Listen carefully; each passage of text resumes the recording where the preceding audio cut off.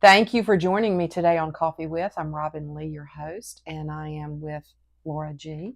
with the Warren County Children's Shelter. Yes.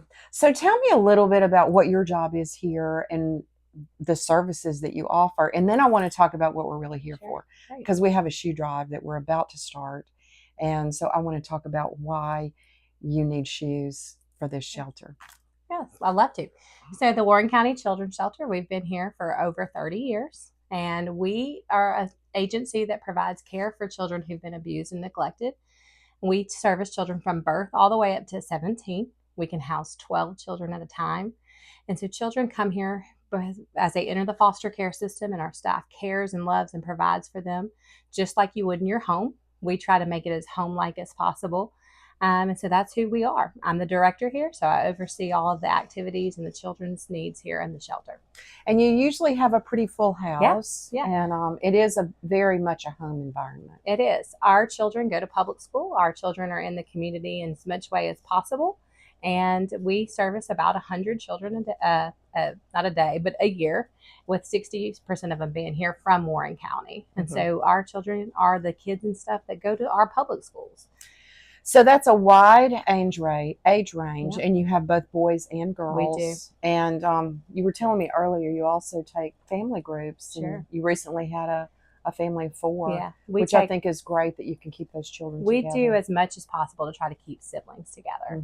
Many children who enter the foster care system get split up for their siblings, and they may never be together again in the reality of the foster care world.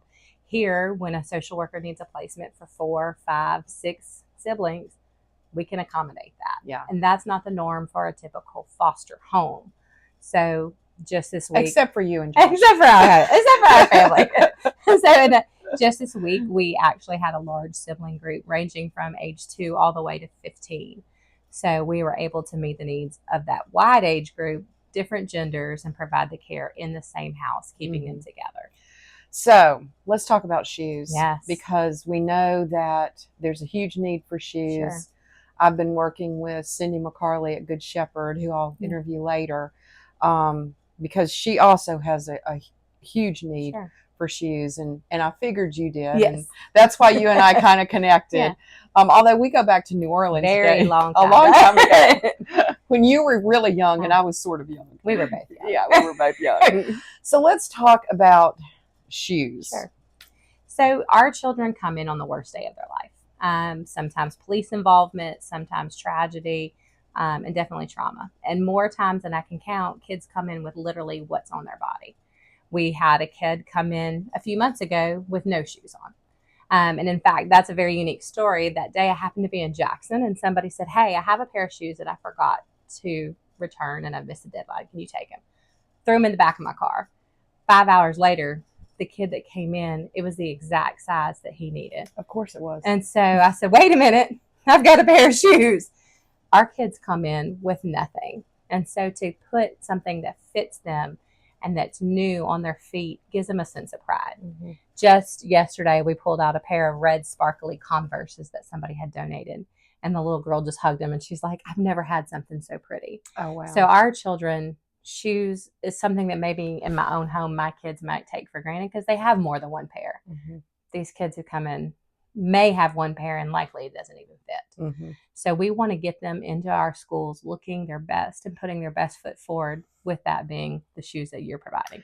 Right. And I also think if your shoes are way too tight, how can you think about anything else except that your feet are killing you? Right. I mean, we all have shoes that are uncomfortable. But how can you learn? Or, I was over at Good Shepherd one day, and Cindy had a little boy that was out on the playground, and he'd taken his shoes off. And so they had to make him come inside. Well, then they realized right away it's because his shoes were so little. He couldn't even go outside and play. So I think that God provides. And I think a lot of times he uses other people to provide for that need.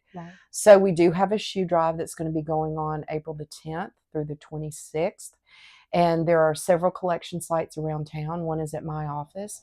One is at Crawford Street United Methodist Church and at Woodlawn Baptist Church, which is where your husband is the senior pastor. And we will be collecting shoes that will be brought either here to the Warren County Children's Shelter or to Good Shepherd. And we need sizes really starting at a toddler 4.5 all the way up to a adult size 11, because I know you have somebody here right now, a boy that's wearing a 15. Yeah. So we need big shoes. So it's not just little children's shoes, but we do need as small as toddler 4.5 all the way up, boys and girls, male and female, all the way up to adult size 11, men's size 11. Yeah. We appreciate it. Thank you, Laura. We appreciate all you do for this town and for this population. And I'm hoping we're showing up with so much shoes, I'm going to have to bring my truck. That's what we hope for. Thank you. Thank you for joining me. Appreciate it.